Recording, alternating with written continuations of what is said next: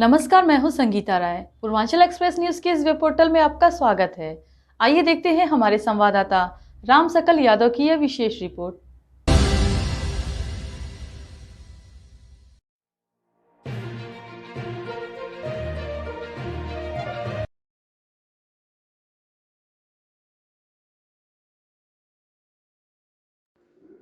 आजमगढ़ जीयनपुर कोतवाली क्षेत्र के सहारा निवासी लोको पायलट दुर्गेश कुमार की मौत के मामले में बृहस्पतिवार को नया मोड़ ले लिया।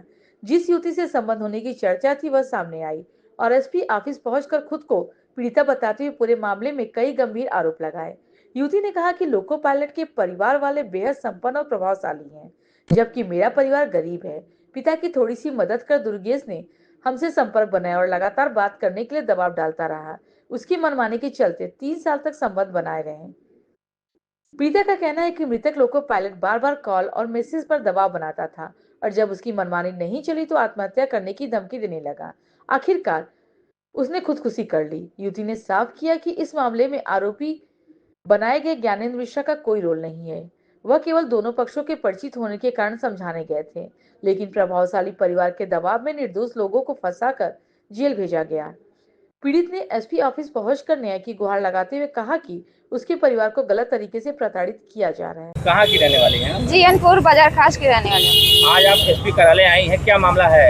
मामला ये है कि सर दुर्गेश कुमार ने जहर खा के आत्महत्या की। इसकी धमकियां वो मुझे लगातार देता रहा और उसके परिवार वाले मेरे परिवार पर उसके आत्महत्या को हत्या बता के मेरे निर्दोष परिवार को फंसा रहे हैं। मुझे न्याय चाहिए सर। कितने लोग फंसे हैं आपके परिवार के? मेरे परिवार के 6 लोग फंसे हैं और एक ज्ञानेंद्र मिश्रा जी ज्ञानेंद्र मिश्रा का इसमें कोई दोष नहीं है, वो सरासर निर्दोष इंसान है। तो पुलिस का क्या मतलब क्या कहना है, क्यों उनको फंसाई? वो उसके घर वाले कह रहे हैं कि मेरे घर वाले उनको मारे पीटे हैं और पूरे दोष सब ज्ञानेंद्र मिश्रा पे लगा दिए कि जहर वो पिलाए हैं, जबकि वो समझाने के अलावा उसको और एक लफ्ज भी कुछ नहीं बोले थे। मामले की शुरुआत कहाँ से हुई? जैसे ये कहा जा रहा है कि क्या आपका उनको कोई परिचय था पहले से? हाँ, परिचय यही था सर कि जो ज्ञानेंद्र मिश्रा सर का स्कूल है वहीं पे वो पहले पढ़ाने जाता था, मैं वहीं पे पढ़ती थी। उसकी मेरे पे गंदी निगाह हो गई थी। उसके बाद वो तैयारी करने के लिए इलाहाबाद चला गया। मैं अपना स्कूल चेंज करके दूसरे स्कूल में चली गई। उसके बाद से बंद हो गया। फिर मेरे घर पे एक पारिवारिक विवाद हो जाता है जिसमें वो मदद करके मेरे माता पिता की नज़र में अच्छा इंसान बन जाता है। उसके बाद से वो धीरे धीरे बात करने लगता है मुझसे। फिर वो बातचीत को जब आगे बढ़ाना चाहता है तो मैं कहती हूँ मैं ऐसी लड़की नहीं हूँ जैसा तुम समझ के मुझको गलत इस्तेमाल करना चाहते हो। मैं वहीं से बात बंद कर देती हूँ। उसके बीच में वो वहीं पे नौकरी लग जाती है। फिर वो मेरे पीछे आगे पीछे बुलेट लेके घूमने लगता है। कहता है अब मेरी नौकरी लग गई है, चलो अब तुम मुझसे बात कर लो, अब मैं इतना बड़ा पद पे आ गया हूँ। मैं कहा मैं तुम्हारे नौकरी की लालच नहीं करती हूँ, तुम्हारे पैसे की लालच नहीं करती हूँ, मैं तुमसे बात नहीं करूंगी। जब वो इस तरह हार जाता है तब वो मुझे धमकी देने लगता है कि आज अगर तुम मुझसे बात करने के लिए नहीं करोगी तो यहीं पे मैं जहर खाऊंगा, हाथ काट दूंगा। इन सब का वीडियो बना के वो मुझे व्हाट्सएप पे भेजता रहता था। और इसके डर की वजह से मैं उसे बात करने के लिए कर देती हूँ जिसकी जानकारी मेरे माता पिता की नहीं होती है। वो मुझे डरा धमका कर लगभग 3 साल तक मुझसे शोषण करता रहा। उसके बाद मैं जब हिम्मत करके उसके घर पे बताई तो उसके घर वाले पहले तो बोले कि ठीक है मैं समझा लूंगी, लेकिन वो उनके समझाने पे भी नहीं समझा। फिर से वो मुझे उसी तरह टॉर्चर करने लगा। फिर मैं उसके घर पे मम्मी से फिर हिम्मत करके अपने घर पे बताई। फिर मम्मी से कही कि मम्मी देखो अभी पापा को मत बताना, अभी आप ही उनसे बात कर लीजिए, वो लोग भी अच्छे लोग हैं, मान जाएंगे बात, पढ़े लिखे से।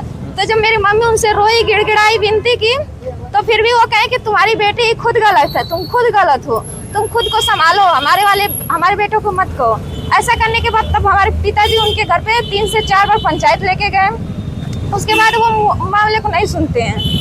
उसके बाद हम कहते हैं कि मम्मी अब हमारे पास इतने पैसे नहीं है कि हम पुलिस थाना या केस पे करके देख पाएंगे, क्योंकि वो लोग बड़े लोग हैं सरकारी, उनके घर में बहुत लोग सरकारी पदों पे हैं। अजय इंजीनियर जैसे लोगों का उनको सपोर्ट है। वो अजय इंजीनियर से भी मेरी बात कराते थे, जो मुझे उसके साथ संबंध बनाने के लिए कहता था कि बनाओ वो जो कह रहा है तुम्हारे साथ। कौन है अजय इंजीनियर? अजय इंजीनियर वो दुर्गेश के रिश्तेदार में आते हैं, कोई ऐसे हैं। तो घटना वाले दिन क्या हुआ, कैसे क्या बताइए? घटना वाले दिन सर वो जब मैं उसे, मेरे घर वाले मना कर दिया कि एकदम उससे बात नहीं करनी है, तो मैं एकदम बात बंद कर दी। मैं अपना मोबाइल पे उसका फोन लगातार 200, 300, 400 नंबर से मुझे लगातार फोन करता था।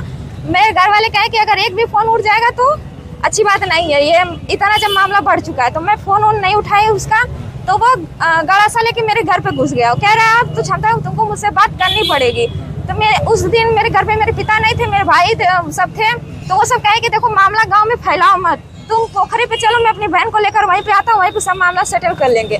मेरे भाई सब इज्जत के मारे मुझे तो नहीं लेके खुद गए, कहे कि आज उसको हम लोग समझा देंगे कि ऐसा बात नहीं है, ज्ञानेंद्र मिश्रा को भी बुला लिया जाएगा वहाँ पे। मेरे भाई सब जब वहाँ पोखरे पे समझाने गए, वो समझने के लिए राजी नहीं था, इसलिए वो सब हाथापाई पे थोड़ा सा उतर गया। मानने के बाद उसके बाद फोन किया गया ज्ञानेंद्र मिश्रा को, जिनके पास हम मेरे माता पिता जाके रोए गिड़गिड़ाए थे कि इज्जत की सवाल है, लड़की को बचा लो। उसके बाद वो थे नहीं, वो किसी मित्र के साथ द्वारी घाट गए थे। वो बोले कि उसको वहीं पे बैठा के रखो, मैं आता हूँ तो उसको समझा रहा हूँ। उसके बाद वो सर लगभग 1-2 घंटे बाद आए, मामला ये सब मारे थे शायद 1 बजे से हाथापाई हुई थी, लेके बैठे से सब 3 बजे सर आए, उसको समझाए। अब जो भी समझाए होंगे बाद, उसको समझाने के बाद वो उनकी बात मान के कहा कि ठीक है, मैं आप सभी लोगों से माफ़ी मांगता हूँ, मुझसे जो भी हुआ गलती हुआ। और फिर वहीं से समझाने के बाद सर वो सबसे माफ़ी मांग के अपना बुलेट लिया और वहाँ से चला गया। और वहाँ से जाने के बाद शायद वो ज्ञानेंद्र मिश्रा सर की बात का बुरा मान गया, मेरे भाइयों से माफ़ी मांगने का उसका बुरा मान गया, या जो भी मारे थे बहन की इज्जत बचाने के लिए, उसी के आक्रोश में आया वो फिर और जाके घर पे अपना कहीं जहर वर खा के मर गया।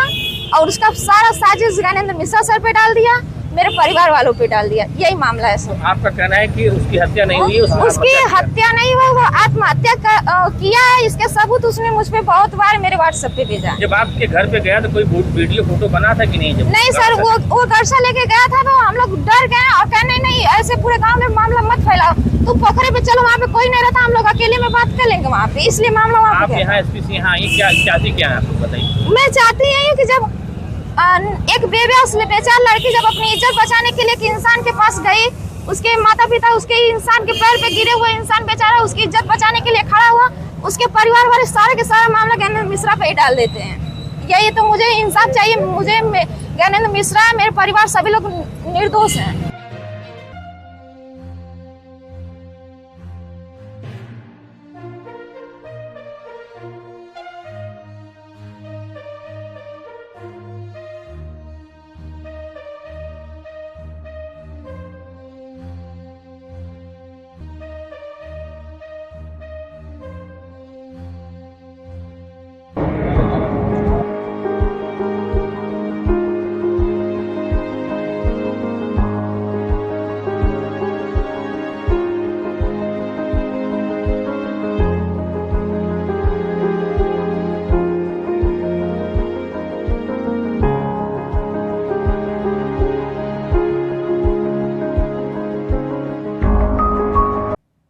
अगर आपको हमारी खबर पसंद आई हो तो हमारे चैनल को लाइक, सब्सक्राइब और शेयर जरूर करिए।